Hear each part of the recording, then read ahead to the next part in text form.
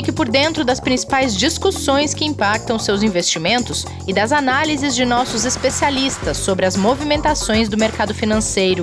Falando nisso, nosso encontro é toda manhã, logo após a abertura do mercado. Entre nos canais oficiais do Itaú Personalité e envie suas dúvidas sobre recomendação de investimentos.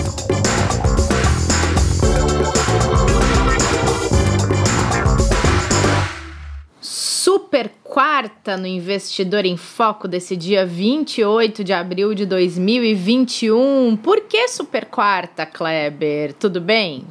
Bom dia, Rê, boa tarde, boa noite, nossos ouvintes. Eu te devolvo. Por que super quarta? Me conta.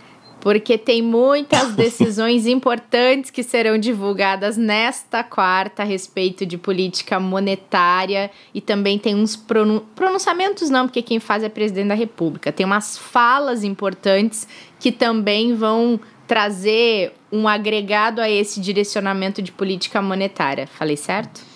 Já falei que você está apta para explicar tudo aqui, tá vendo? Tá aí. Calma, legal, Kleber.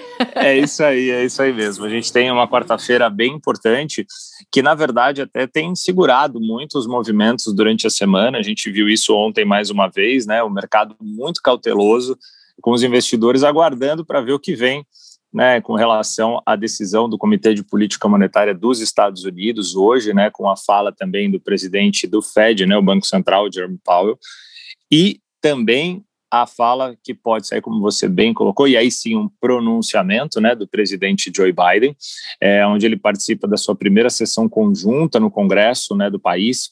Isso pode trazer novidades em relação ao novo pacote que eles querem estruturar de auxílio, né, e de ajuda à economia norte-americana, que pode chegar a até 3 trilhões de dólares, passando por diversos setores, infraestrutura, inclusive o social também.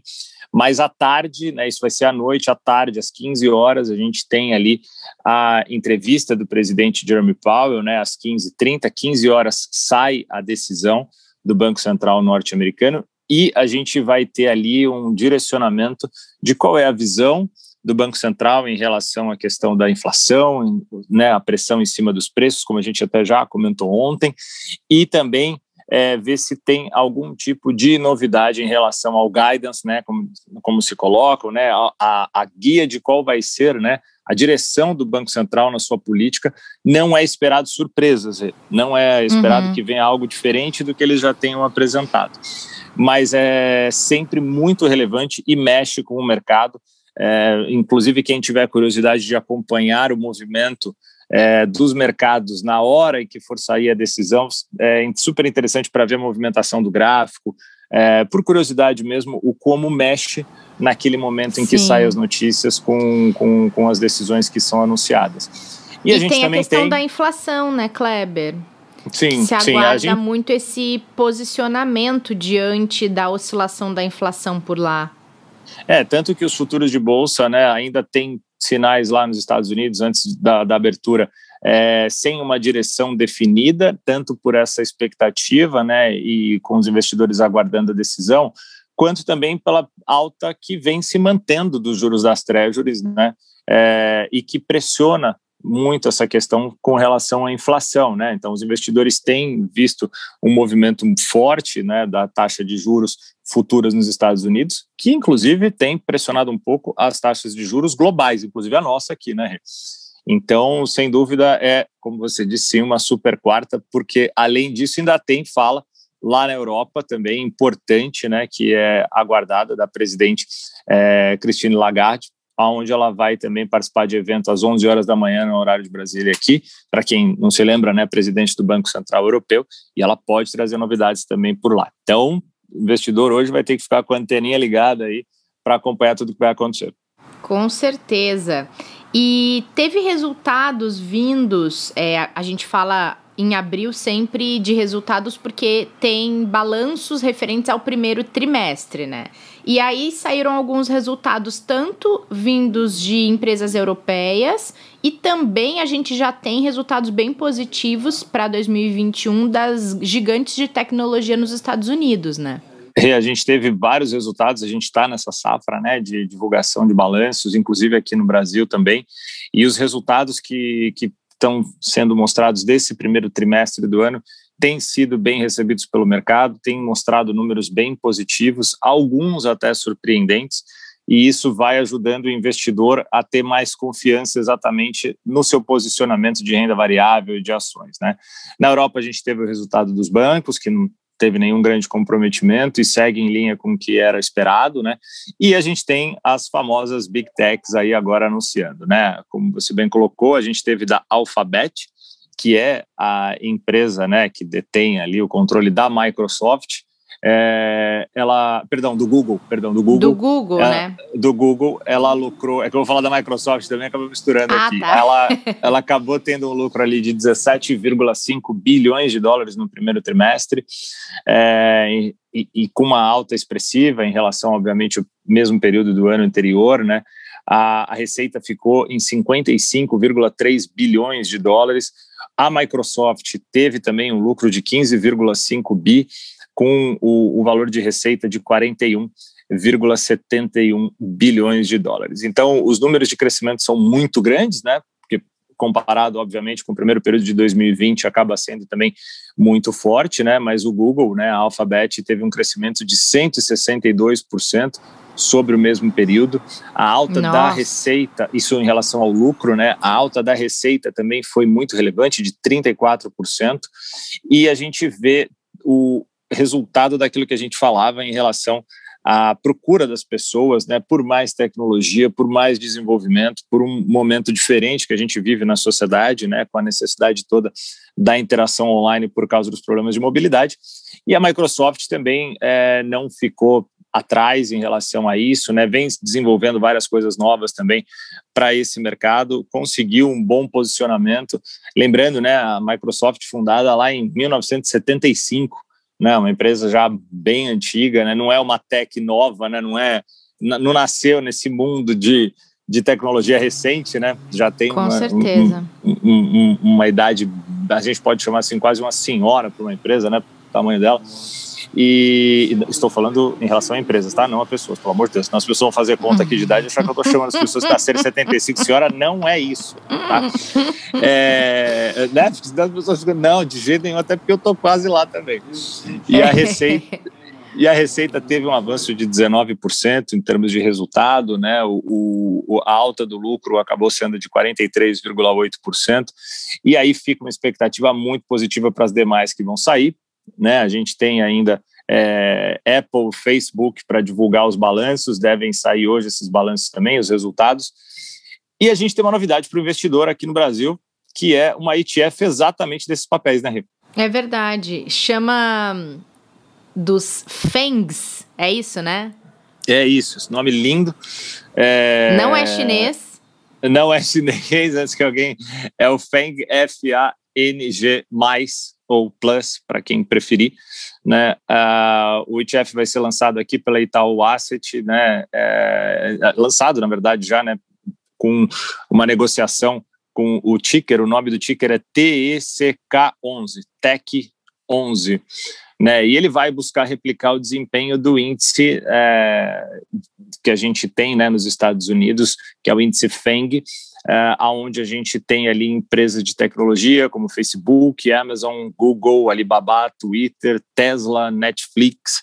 Então, o investidor que gosta desse mercado, que acompanha esse mercado e que quer investir nessas companhias com a tranquilidade de ter ali um instrumento que vai conseguir comprar todas essas ações colocando numa cesta, tem essa novidade aí à disposição, bem interessante, taxa de administração de 0,25% ao ano, mínimo inicial de R$50. Não quero roubar aqui as falas de Pedro Canella, senão ele vai falar, poxa, esse é o meu papel, mas acho que é legal só para dizer, porque está saindo os resultados, né? Então o investidor fala, poxa, eu gostaria de investir nesses papéis. Então você tem essas alternativas aqui no Brasil para fazer por esses instrumentos, esse instrumento específico. Boa, e é uma boa dica para a gente conversar com o Pedro também numa sexta-feira aí sobre isso, né? Que daí ele detalha tudo bonitinho, sem dúvida. Combinadíssimo. Não, e eu ia comentar que é incrível, né, Kleber, o quanto essas Big Techs, elas também conseguiram se reinventar e fazer um bom uso, melhor até, porque elas são empresas muito competentes de fato, mas fazer um melhor uso do acesso que cresceu muito durante a pandemia a recursos digitais, a ferramentas online, as próprias empresas. Por exemplo, o Google foi um que ampliou o seu alcance de ferramenta de reunião online, por exemplo. Então, o Facebook passou a fazer transmissões que até então ele não fazia e trazer público para um novo tipo de interação dentro do Facebook. Agora se fala em talvez um podcast próprio no Facebook, campanhas que o Facebook vai bolar em parceria com empresas. Tem várias coisas no radar que eles vão se reinventando a cada dia e as pessoas vão conseguindo aproveitar isso num momento em que elas têm como você bem ressaltou, uma mobilidade completamente restrita, né? E essas empresas, elas fizeram por merecer esse aumento de lucro, porque elas conseguiram ser atrativas o suficiente para que a verba de comunicação e marketing das companhias que anunciam fosse totalmente destinada para lá, né?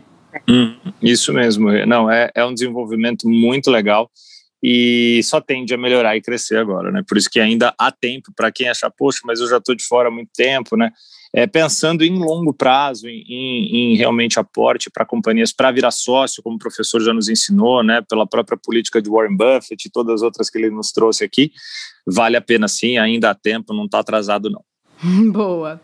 Bom, por aqui não temos exatamente uma super quarta, aqui falando no mercado local, apesar de que deve ser impactado por todos esses eventos que a gente contou que vão ocorrer ao longo do dia, mas a gente já teve a instalação da CPI da Covid e também a negativa da Anvisa para a importação da vacina russa Sputnik V.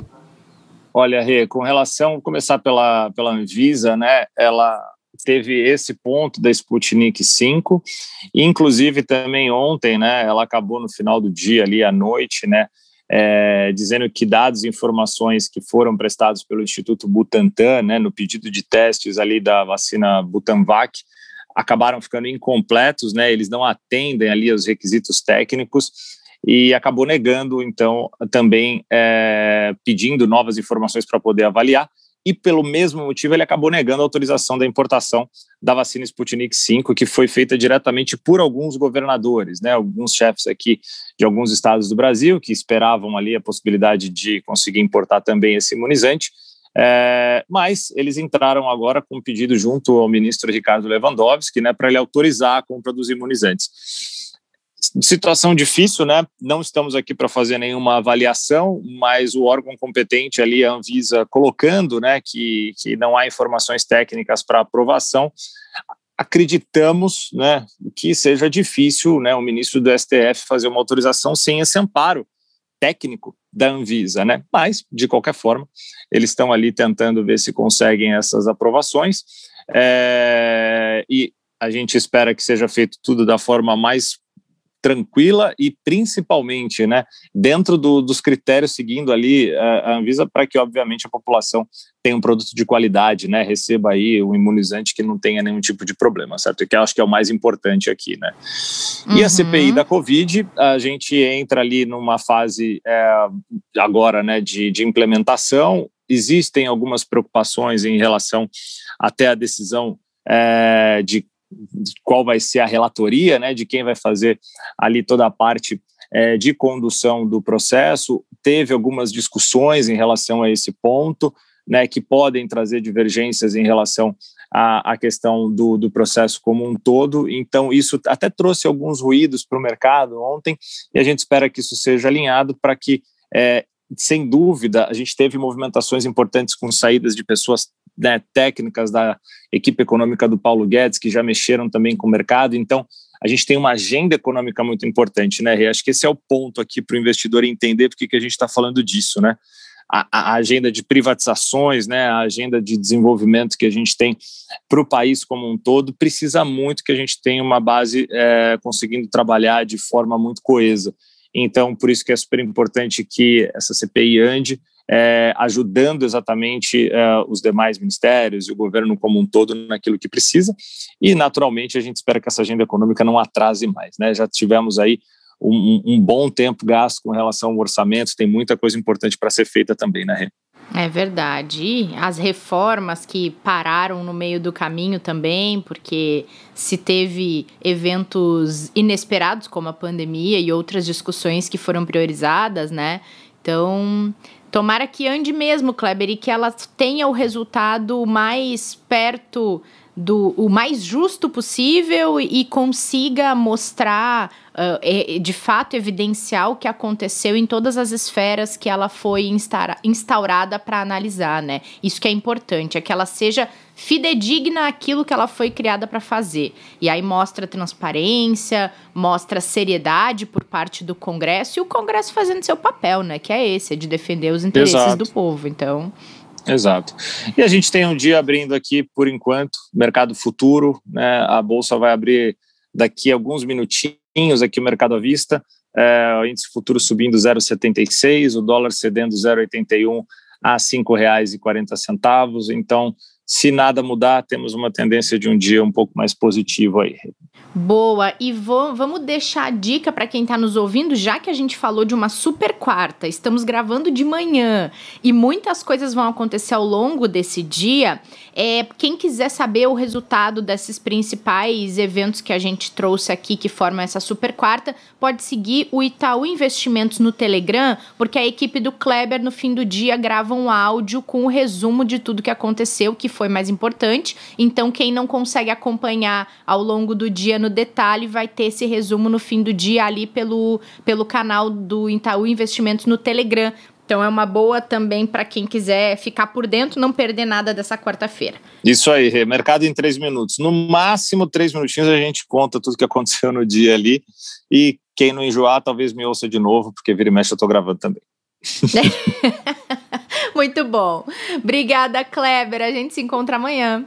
Obrigado, Rê. Bom dia, boa tarde, boa noite a todos os nossos ouvintes. Amanhã estamos de volta com um episódio muito especial. Não percam, né, Rê? É verdade. Não vou contar o que é, mas é especial. Boa. Boa. Obrigada a todo mundo que acompanhou a gente nessa super quarta. Fiquem bem, se cuidem para que vocês não percam esse episódio especial na quinta-feira. A gente vai estar de volta esperando todo mundo. Até lá. Fique por dentro das principais discussões que impactam seus investimentos e das análises de nossos especialistas sobre as movimentações do mercado financeiro. Falando nisso, nosso encontro é toda manhã, logo após a abertura do mercado. Entre nos canais oficiais do Itaú Personalité e envie suas dúvidas sobre recomendação de investimentos.